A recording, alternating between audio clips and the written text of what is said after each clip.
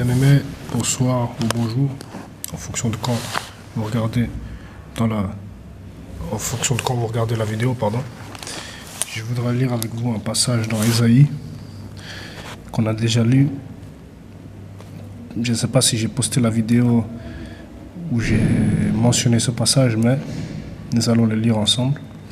Ésaïe au chapitre 30, les versets 14 à 15. Ésaïe chapitre 30, versets 14 à 15. Je lis pour la gloire de Dieu. Il se brise comme se brise un vase de terre, que l'on casse sans ménagement et dont les débris ne laissent pas un morceau pour prendre du feu au foyer ou pour puiser de l'eau à la citerne. 15. Car ainsi a parlé le Seigneur l'Éternel, le Saint d'Israël.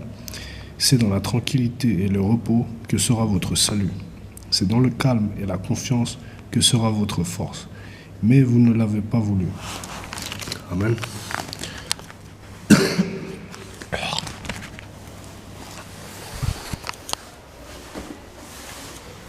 Pardon. Je relis le verset 15. Car ainsi a parlé le Seigneur l'Éternel, le Saint d'Israël. C'est dans la tranquillité et le repos que sera votre salut. C'est dans le calme et la confiance que sera votre force. Mais vous ne l'avez pas voulu. Vous pouvez également lire Jérémie chapitre 6 et 7. Je vous encourage vivement à lire cela. Tous ceux qui sont des hommes de Dieu, appelés par Dieu, tous les chrétiens, tous les disciples. Jérémie chapitre 7. Vous pouvez aussi lire le 6. C'est surtout le 7 que je me suis penché dessus tout à l'heure. Lisons encore Psaume 23. Donc Ésaïe nous dit exactement de s'accrocher à l'Éternel au chapitre 30, dans le calme, dans le repos, de lui obéir, bien sûr. Et ceci jusqu'à ce que nous héritions les promesses de Dieu. Amen. Nous ne sommes pas parfaits, je ne suis pas parfait, mais je crois que Dieu veut que nous puissions revenir à lui du mieux possible pour la gloire de son nom. Je lis à présent le psaume 23, que nous connaissons bien désormais. L'Éternel est mon berger, je ne manquerai de rien. Il me fait reposer dans de verts pâturages. Il me dirige près des eaux paisibles. Il restaure mon âme. Il me conduit dans les sentiers de la justice à cause de son nom. Quand je marche dans la vallée de l'ombre de la mort, je ne crains aucun mal, car tu es avec moi. Éternel, ta houlette et ton bâton me rassurent. Tu dresses devant moi une table en face de mes adversaires. Tu ondules ma tête et ma coupe déborde. Oui, le bonheur et la grâce m'accompagneront tous les jours de ma vie, et j'habiterai dans la maison de l'Éternel jusqu'à la fin de mes jours. Relisons les versets 2 à 4, si vous voulez bien, pour la gloire de Dieu. Il me fait reposer dans de verts pâturages. Il me dirige près des eaux paisibles. Il restaure mon âme. 3. Il me conduit dans les sentiers de la justice à cause de son nom. 4. Quand je marche dans la vallée de l'ombre de la mort, je ne redoute aucun mal, ou je ne crains aucun mal, car tu es avec moi. Ta houlette et ton bâton me rassurent. Amen. Amen. Prenons encore Jean chapitre 13. Nous lisons les versets 32 à 34. Jean chapitre 13. Je lis pour la gloire de Dieu. Jean chapitre 13, versets 32 à 34. Si Dieu a été glorifié en lui, Dieu aussi le glorifiera en lui-même, et il le glorifiera bientôt. Mes petits enfants, je suis encore, pour peu de temps encore, avec vous. Vous me chercherez, et comme j'ai dit aux Juifs, vous ne pouvez venir où je vais. Je vous le dis aussi maintenant. C'est Jésus qui a dit cela. Je vous donne un commandement nouveau. Aimez-vous les uns les autres comme je vous ai aimé. Vous aussi, aimez-vous les uns les autres. Amen.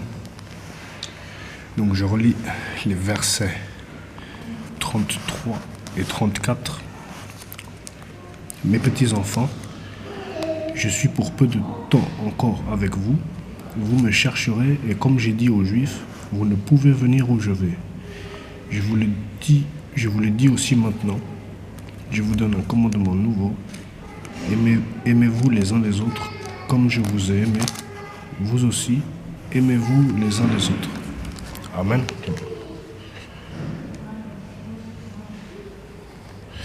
Donc voilà les passages que je voulais lire avec vous. Avant toute chose,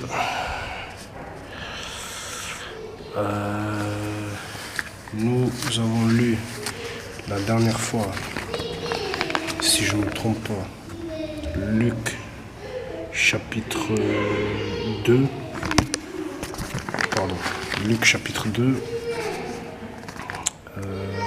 Nous avions lu les versets 9 à 11 que je vais relire pour la gloire de Dieu. Luc chapitre 2, versets 9 à 11. Luc chapitre 2. Je relis pour la gloire de Dieu. Un ange du Seigneur leur apparut. Un ange du Seigneur leur apparut et la gloire du Seigneur resplendit autour d'eux. Ils furent saisis d'une grande frayeur. 10. Mais l'ange leur dit, n'ayez pas peur, car je vous annonce une bonne nouvelle qui sera une source d'une grande joie pour tout le peuple. Aujourd'hui dans la ville de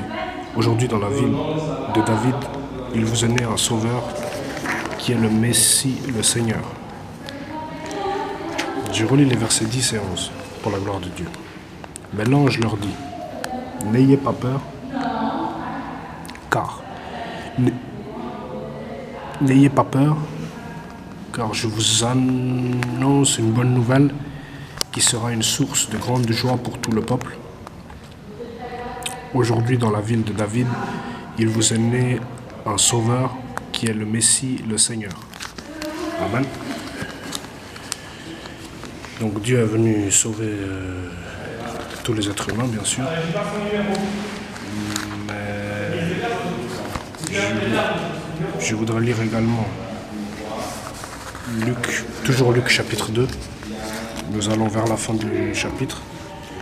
Nous lirons les versets 40 à 42.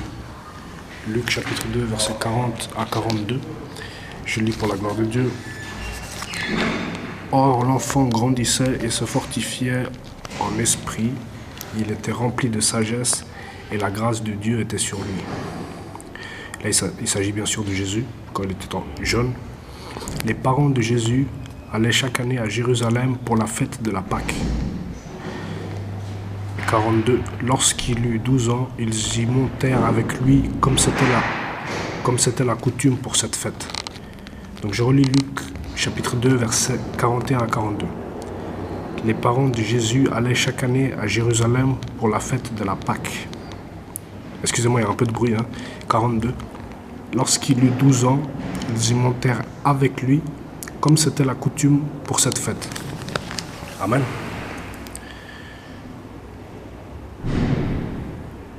Donc voilà, on voit dans ce passage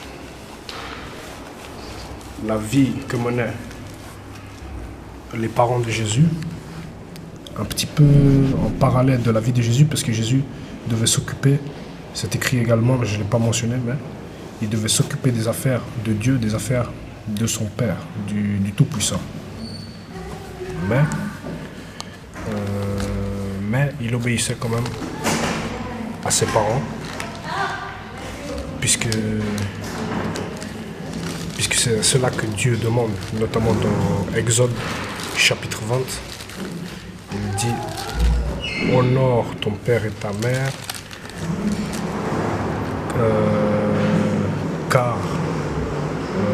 honore ton père et ta mère, afin que tes jours se prolongent dans le pays que l'Éternel, ton Dieu, te donne. Honore ton père et ta mère, afin que tes jours se prolongent dans le pays que l'Éternel, ton Dieu, te donne. Et d'autres passages du Nouveau Testament disent afin que tu sois heureux.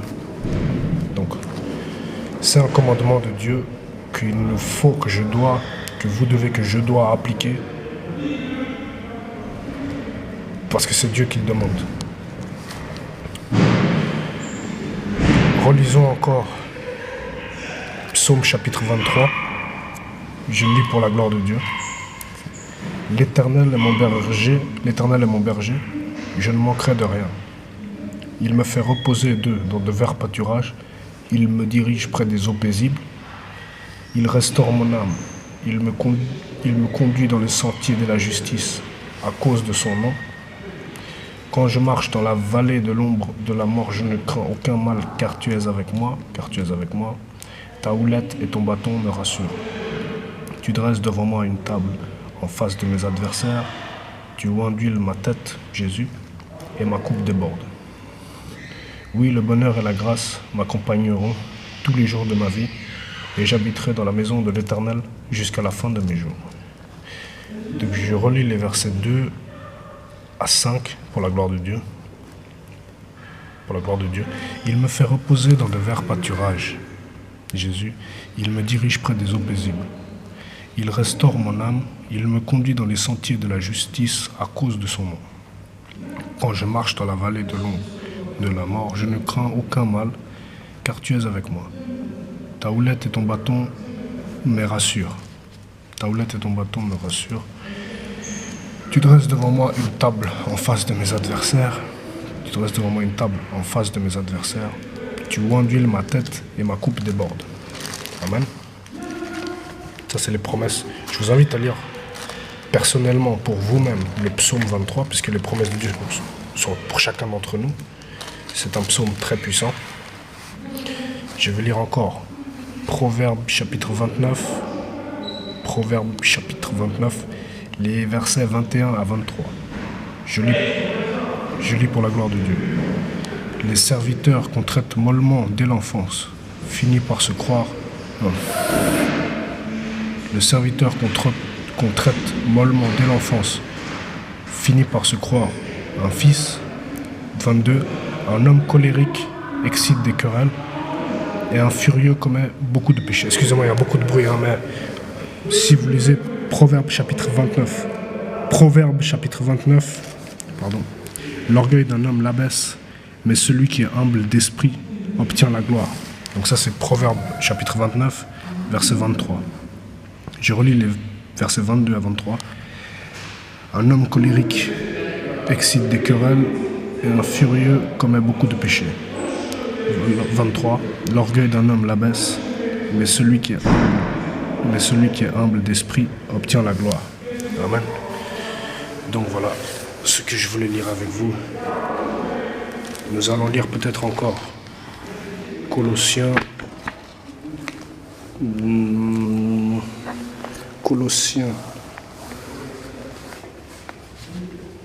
chapitre 3.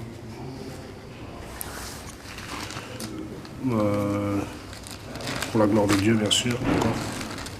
Que Dieu nous purifie les pensées.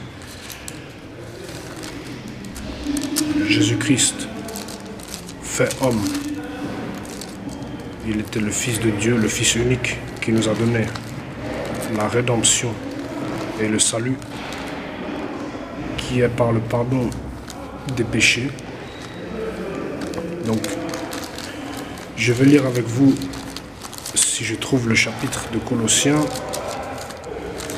J'ai du mal encore à le trouver. On va lire Galates chapitre 5. Galates chapitre 5, les versets 21 à 22. Je lis pour la gloire de Dieu. Galates chapitre 5. L'envie, l'ivrognerie, les excès de table et les choses semblables. Je vous dis d'avance, c'est l'apôtre Paul qui écrit, comme je l'ai déjà dit, que ceux qui commettent de telles choses n'hériteront point le royaume de Dieu. 22. Mais le fruit de l'esprit, c'est l'amour, la joie, la paix, la patience, la bonté, la bienveillance, la foi, la douceur, la maîtrise de soi. Pardon. Donc voilà Galates chapitre 5. Maintenant nous prenons Colossiens chapitre 3 et nous lisons les versets 10 à 12. Colossiens chapitre 3, versets 10 à 12. Je lis pour la gloire de Dieu. Et ayant revêtu l'homme nouveau qui se renouvelle dans la connaissance, selon l'image de celui qui l'a créé. 11. Il n'y a ici ni grec, ni juif, ni circoncis, ni incirconcis, ni barbare, ni scythe, ni esclave, ni libre, mais Christ est tout et en tous. 12. Ainsi donc, comme des élus de Dieu, saints et bien-aimés, revêtez-vous de sentiments de compassion, de bonté, d'humilité, de douceur, de patience. Donc je relis les versets 11 et 12. Il n'y a ici ni grec, ni juif, ni circoncis, ni incirconcis. Ça veut dire qu'il n'y a pas de différence de couleur de peau, de culture, d'origine. On est tous des êtres humains. Et on est tous en Christ. Christ est tout et en tous. Je relis les versets 11 à 12 pour la gloire de Dieu. Il n'y a ici ni grec, ni juif, ni circoncis, ni incirconcis, ni barbare, ni scythe, ni esclave, ni libre en Jésus, mais Christ est tout et en tous. 12. Ainsi donc, comme des élus de Dieu, saints et bien-aimés, revêtez-vous de sentiments de compassion, de bonté, d'humilité, de douceur, de patience. Amen. Alléluia. Donc voilà ce que je voulais lire avec vous aujourd'hui pour la gloire de Dieu. J'espère que ça n'a pas été trop lourd. Il y a beaucoup de bruit aujourd'hui. Excusez-moi. Je suis à l'extérieur, je ne suis pas chez moi. Mais bon, je vous ai dit les chapitres. Vous pouvez les lire vous-même de votre côté à la maison si vous avez la Bible. Si vous n'en avez pas, je vous encourage fortement à vous en procurer une. Pour la gloire de Dieu, que Dieu nous protège, que Dieu nous donne sa sagesse, que Dieu nous aide à pratiquer ce que nous venons de lire. Et voilà, que le Saint-Esprit nous conduise pour la suite, pour nous aider à accomplir les promesses de Dieu, pour nous aider à cheminer dans notre marche chrétienne, à purifier nos pensées, purifier nos paroles, purifier nos actes. Toujours plus. Dieu voit nos efforts, Dieu tient compte de nos efforts. Peu importe d'où nous venons, continuons à avancer, continuons à croire, peu importe ce qui nous arrive, continuez parce que la justice de Dieu va finir par triompher. Alors que Dieu nous bénisse, que Dieu nous couvre par son sang et que toute la gloire lui revienne. J'ai ainsi prêché au nom de Jésus. Ciao.